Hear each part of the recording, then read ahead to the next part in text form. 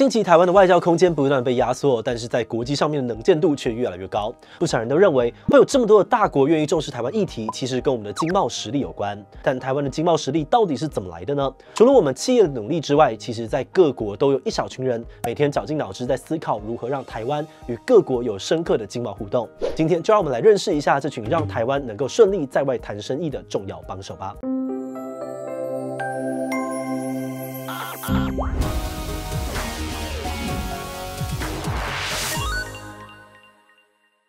相比起台湾有正式外交关系的国家来说，跟台湾有商业往来的国家可以说是多上了好几十倍。甚至有人认为，如果是要论经济实力的话，台湾其实可以排进前段班的行列。但是台湾在跟各国进行贸易时，有超多繁杂的事情需要处理，像是货物要进出口时有没有什么特殊规定，税率该怎么计算，有没有给台湾的特殊优惠，当地的市场长什么样子，什么样的产业适合到当地市场竞争等等的问题常常都会让人觉得一个头两个大。因此，为了要让台湾跟各国的贸易能够顺畅，阻力最小化，其实在经济部下面有个特殊的职位叫做国际商务人员，他们会派驻在各国驻外管处的经济组当中，替大家搜集商业情报，协助处理商业纠纷，甚至会争取扩大贸易市场。就连各国之间要谈贸易协定的时候，他们也会密切的参与其中。而且就跟外交官一样，随着他们去到的国家不同，要面临的挑战也会很不一样。在部分的国家，甚至会需要面对这个战争以及政变的状况。只不过，就算这群人这么辛苦，他们的知名度却不太高，很多台湾人都不知道，原来在公务员之中还有这群人的存在。那今天就让我们一起来认识一下神秘的国际商务人员吧。Hello， 大家好，我是志奇，欢迎回到神秘职业大揭秘。那今天要介绍的这个职业有点像是外交官，但是又有点不太一样，因为他们是特别专注在经济贸易领域的国际商务人员。那国际商务人员到底在做什么的呢？今天我们邀请到的是经济部国际贸易局的 Sabrina 跟 Alfredo 来跟我们分享一下他们在帮国家在外谈生意的这个酸甜苦辣。那麻烦两位跟我们的观众打个招呼吧。各位观众大家好，我是经济部国际贸易局的 Alfredo。我叫 Sabrina， 我是新进商务人员，目前分发到贸易局工作快2年了。那可以请你们先简单的帮我们的观众介绍一下什么是国际商务人员吗？我自己的理解是，商务人员这个名词其实听起来很特别，但是它其实是隶属于经济部下面，我们也是公务员，然后我们大家可以把它想象成它是经贸事务的万事通，所以我们要协调国内各个机关的经贸议题，就像一座桥梁一样，可以连接台湾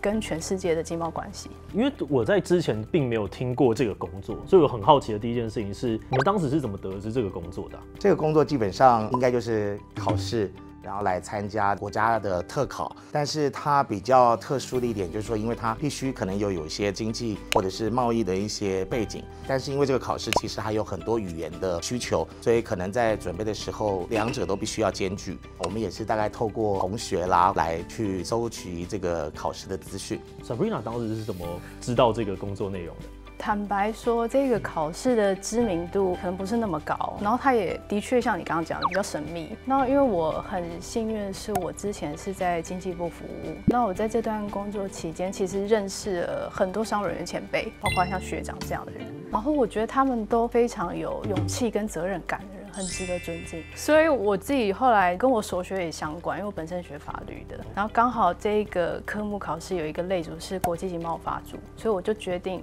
那我可以来试试看，加入这个前辈的行列。那这个主要工作内容是什么？因为刚刚听起来有很多组，然后很多样吗？基本上我们就是分了一些语言组，欧语或英文、西班牙文、阿语，还有韩语、土耳其语。那像 Sabrina 比较特殊，她是国际经贸法组的，所以进来这个局里工作的内容基本上就是分到各个经济部所属的这个单位来工作，但是大部分的商务人员全部都是在经济部国际贸易局。那在国内服务的这些商务人员呢，基本上在局里面的话，其实就看你被分到哪些组别去。那像贸易发展组的话，它可能就是跟展览或者一些厂商业务；如果是在贸易服务组的话，你可能就是跟一些贸易规则或者是原产地的业务会比较息息相关。那至于在双1、双2，可能就是在拓展辖区业务的，譬如说我们的双1可能是亚太地区，还有纽澳，再来像现在的新南向政策。那在双2组的辖区呢，基本上就是欧美、欧盟，然后还有欧洲国家、拉丁美洲跟非洲，所以基本上你涉猎的这个业务，看你分在哪一个组别。基本上这个东西刚刚听起来是一定会外派的，因为要会语言然后过去吗？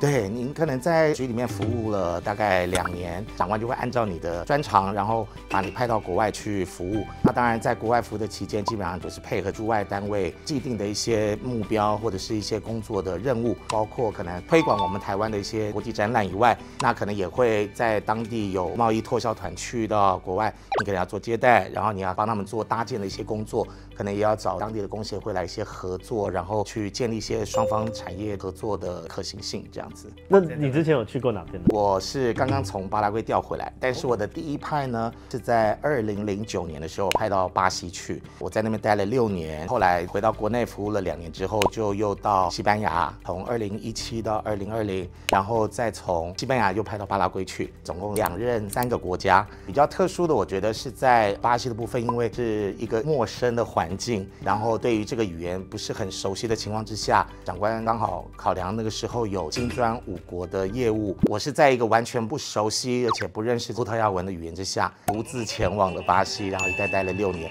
不过因为在那边，我觉得拉丁人基本上都是很带你进入他们的世界里，但我觉得很重要一点就是你的语言如果能够掌握的话，其实很快的能够融入他们当地的生活习惯，还有工作的一个环境。因为在我想象当中，这种会议啊、谈判很多的交际应酬，那这也是会常常出现的吗？对，这个在外基本上就是交涉嘛，所以基本上社交其实是我们工作很重要的一环。其实我基本上大概可以分为2个部分，一个是跟官方的交涉，另外一块是跟厂商的交涉。在官方的部分，我觉得主要是因为我们有被赋予要搭建跟政府间的一个对话平台的任务，所以基本上你可能会跟这些官方做一些参叙，或者是透过参叙来跟他们建言，或者是说能够我们有一些合作的可行性。那另外一块比较快乐的，可能就是参加其他国家的一些国庆，这个可能是陪着长官，或者是被指派去。那另外一块就是跟业者比较民间的部分，那就是看在国外的期间，应该是有贸易拓销团，或者是跟当地的业者，可能协助他们去接洽我们台湾的业者，或者我们的拓销团要在当地跟当地的业者做接触，那我们就会去跟他们用参叙的方式来进行一些连接，这样子。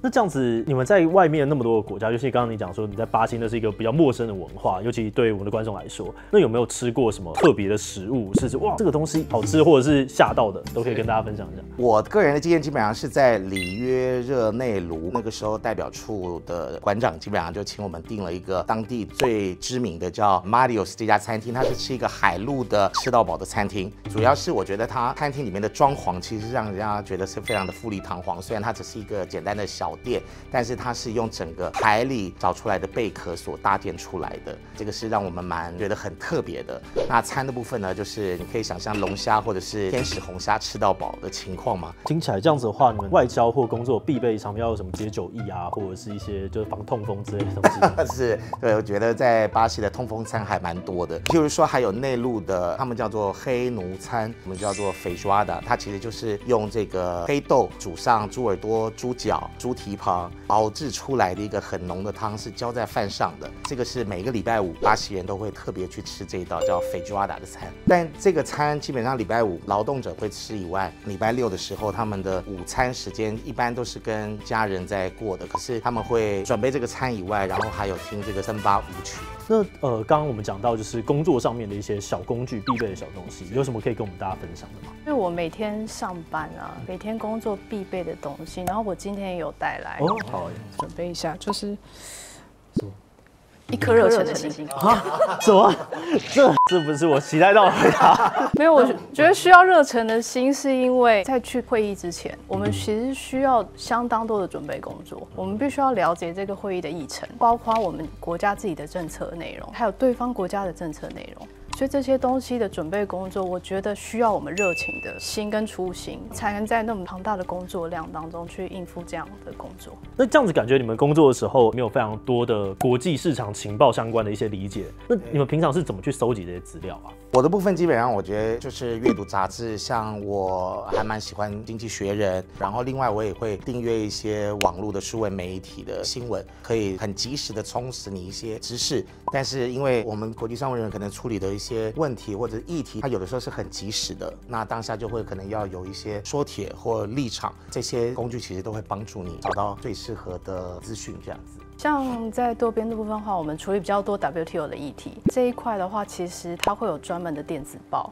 然后它每天会整理好不同的新闻，那我们定时都会固定上去看这样。另外我自己部分的话，因为我通勤时间比较长，所以通勤的时间的话，我是非常的建议大家可以听国际新闻，短短的可能10分钟，你就会了解大概今天有什么样的国际大事。那你们在这个过程当中，有没有一些参与过印象很深刻的案子？其实商务人员真的是从事非常不同多样性的工作，那包括我自己本身有参与过我们国家跟一些东南亚国家的更新的投资保障协定，包括我现在自己跟我们组一起同事一起在做的是我们第5次 WTO 贸易政策检讨。那这个案子其实它是涉及到全国各个不同的机关，需要大家的参与，还有提供资料跟一些意见这样，然后工作量其实很大。我觉得这个东西让我们觉得很有成就感，是因为是大家一起完成这一个工作的感觉。那这边呢，有没有什么成就感？就觉得我从事这个职业真的太好了。成就感不敢说，但是因为在巴西的时候，我刚好去的那一年是09，然后服务到2015年，在那6年的期间里面，其实巴西因为采用了保护主义，所以他做了很多反倾销，还有原产地的调查工作。那我们当然都不希望我们的厂商涉入其中，因为我们台湾其实出口巴西的一些仿品还有钢铁其实蛮多的。那很不幸的某某公司当然就涉入了其中，当然被调查。但是我们一直鼓励我们的业者，就是他们的公听会或他们的调查，你一定要配合。主要就是因为你配合他，你有展现你配合的动作，那我相信这个巴西的政府应该会给我们很好的一个结果。我们后来帮业者争取到最好的这个反倾销税率，那我觉得那是我最有成就的一个部分。那我们知道成就可能通常也会搭配一些辛苦的时刻，像刚刚讲到这个工作量非常非常庞大等等的。那有没有哪些会觉得哇，这真的好辛苦的时刻，也可以跟大家分享一下？辛苦的时刻，我觉得应该就是在外派期间想念台湾的美食。我每次出去一定都会带非常多包的台湾泡面，还有我们的大同电锅。那因为其实想念台湾的美食，是我相信每个驻外人员都一定会的，因为一派就这么多年，尤其是在那些国家是比较没有办法吃到台湾小吃的，我觉得应该是最困难的这样子。我自己认为就是在工作当中，因为我们的工作性质比较特殊，会面临到很多突发状况，而且它通常都有时效性，所以我们有时候处在一个压力很大的状态。那我觉得很好，是因为同事之间可以互相扶持，然后当我们解决问题的那一瞬间，你真的会觉得非常的有成就感，体会到什么叫做关关难过关关过。好，那最后如果有一些观众他们想要考这个国际商务人员的话，两位会有什么这样的建议给他们吗？我会想说，会建议大家可以广泛的接触各种类型的事物，因为现在其实世界变化越来越快，然后我们商务人员以后要处理到的事情也是不限于过去传统的经贸自由化的议题，你可能会接触到很多新兴的议题，比如说气候变迁或者是供应链。那我觉得大家可以保有更多的好奇心，然后更多元的去接触世界跟台湾的这些经贸关系。至于准备考试的话呢，我相信观众们都是非常的聪明，大家就是一定非常能够知道去哪里搜寻各种的考试资讯。那我觉得基本上刚刚像 Sabrina 讲的，就是很多事物都要去接触，这个是没有错的。那我是觉得这个应该是在考后进来局里面或者进来我们经济部的体系来工作的时候可以充分准备。我们部长也曾经讲过一句话，就是商务人员要搞贸易一定要懂产业，这个是很重要的。但是在考前进来部里或局里工作前，我觉得很重要就是考试的方式。我觉得应该是刚刚志奇也讲了，就是从考古题下手，这是很重要的。另外呢，我是觉得还有可能我们现在台湾也有很多外国过来的学生，在有英语系国家或者西语系国家，也可以跟他们做一些语言的交流，那这也可以帮助你在考试的时候能够拿到高分。那你们有要分享一下最近一次的这个报考资讯吗？那今年国际经贸商务员的考试呢，即将在5月底开始报名，大家可以在考选部上面查询到相关的资讯。那考试会是在9月。如果各位观众对于国际经贸商务人员这个工作还有更多的感兴趣的地方呢，也欢迎在贸易局网站上面查询。我们现在有一个计划叫做国际经贸青年培力计划，里面会提供很多的培训课程跟研习营，欢迎大家参加。好，那如果对报考有兴趣的观众呢，也可以点击我们的资讯栏呢，我们有把网址跟更多的资讯都放在我们的资讯栏，大家都可以去看一看哦。那这集就很感谢两位跟我们聊了那么多。那如果大家喜欢今天的影片，也不要忘了把影片分享出去，让更多人知道。那今天的这一期就到这边告一段落，我们就明晚再见喽，拜拜。拜。